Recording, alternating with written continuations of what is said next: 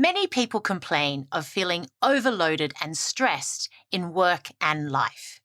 In the modern business world, it feels like it's impossible to get everything done. So let's look at personal productivity and find out if there's any useful life hacks that means you can get more work done in less time. Welcome to Talking HR Trends with Natal and Tom.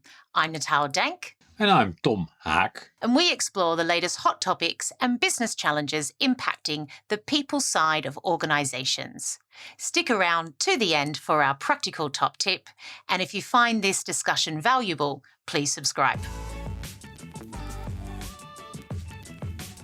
So, Tom, social media is ablaze with all these, hints and tips and things you can do to be more productive. So I'd like to start with, why do you think everyone feels so overloaded in the modern workplace? What's going on? Is this different to before? I think it is a little different. I agree with you. A couple of things. Blurring boundaries between work and private life. I think everybody, at least in certain professions, notices that. Many people cannot cope with that. So that adds to the stress. You're always on and you're at home, but are you working or are you with your family? So that causes stress. Secondly, I think expectations of work have become higher. Also the expectations of people. That's the whole story about you have to be happy. You have to fulfill your potential. You have to be close to your purpose. People hear those messages constantly saying,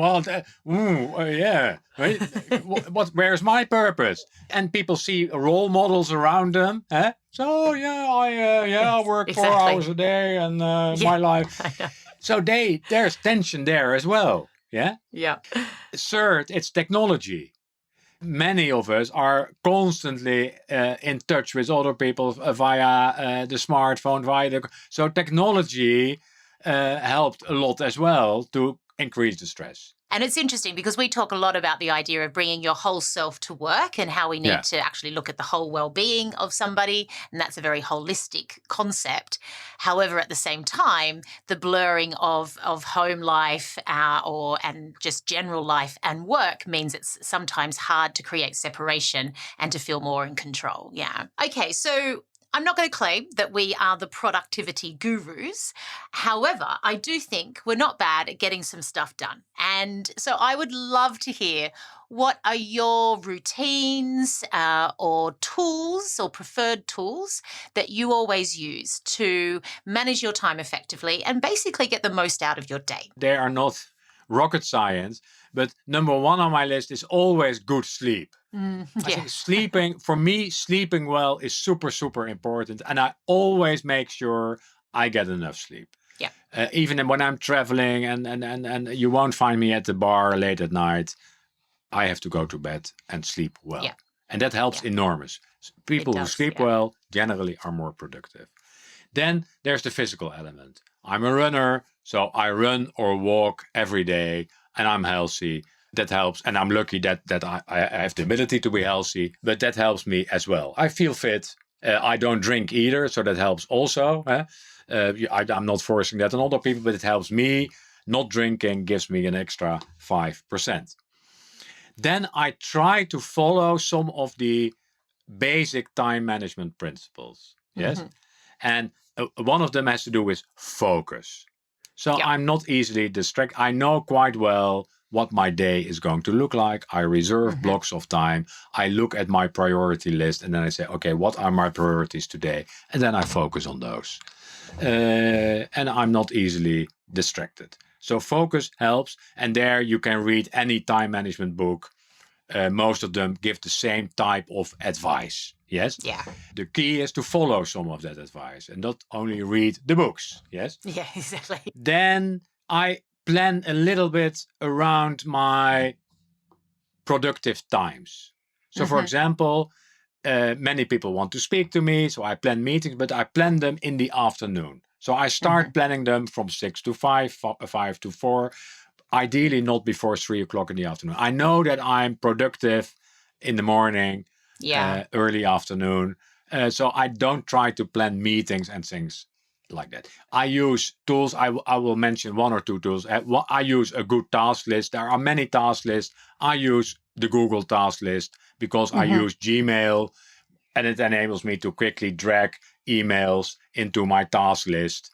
And then so as someone asks me something, whether I want to speak at the conference, I drag it into the task list. Then I know that is there and that I don't forget it. So I don't keep a lot of things in my head. I try to keep my head clean by using a task list and relying very much on that I store things. I don't store very methodical, but again, I use Google, but in Microsoft, it's the same. If you have good search functionality, you generally can find a lot of things.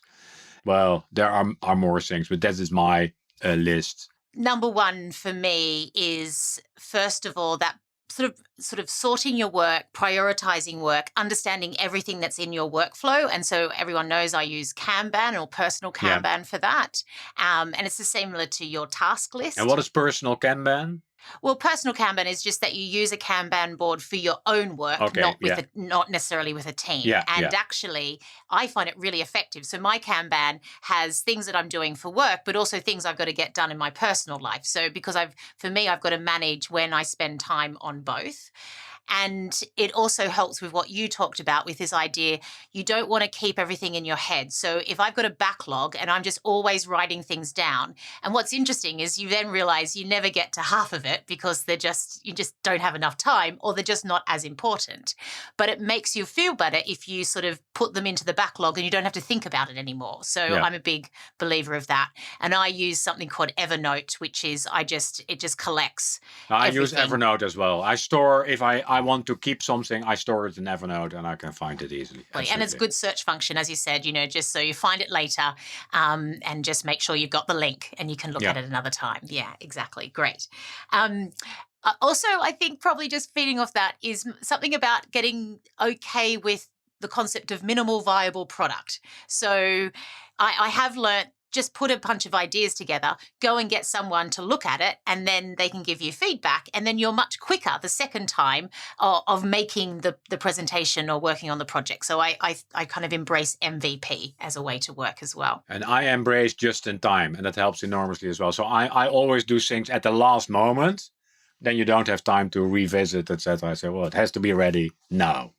So is there any particular advice you would give a HR professional? I would say no more often. And many HR professionals are always caught up in operations because they want to please their bosses, they want to please their people. But then in the end, many HR professionals are overloaded with operational work. So one is say no more often, and invest in some technology. Don't want to do everything yourself.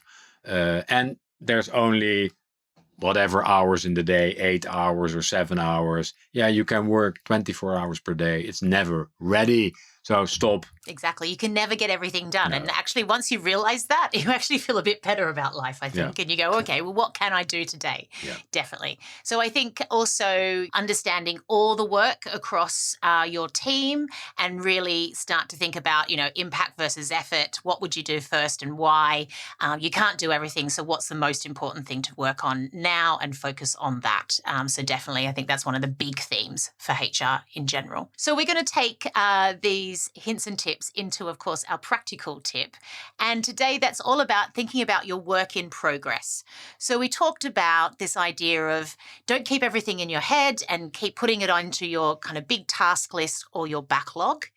But then start looking at what do you have in progress. So if you use something like Kanban, what it does is it says, okay, you only can ever have so many tasks on the go at one time. So by limiting your work in progress and starting to go, all right, I need to get something done before I take in another task, you actually start finishing rather than just always starting. And it's a really effective way of working. It also means over time, you get better at judging your true capacity. So how much capacity do I have? How long will it take me to get this task done? And so now I need to allow that so I can then move on to this urgent thing that's come in.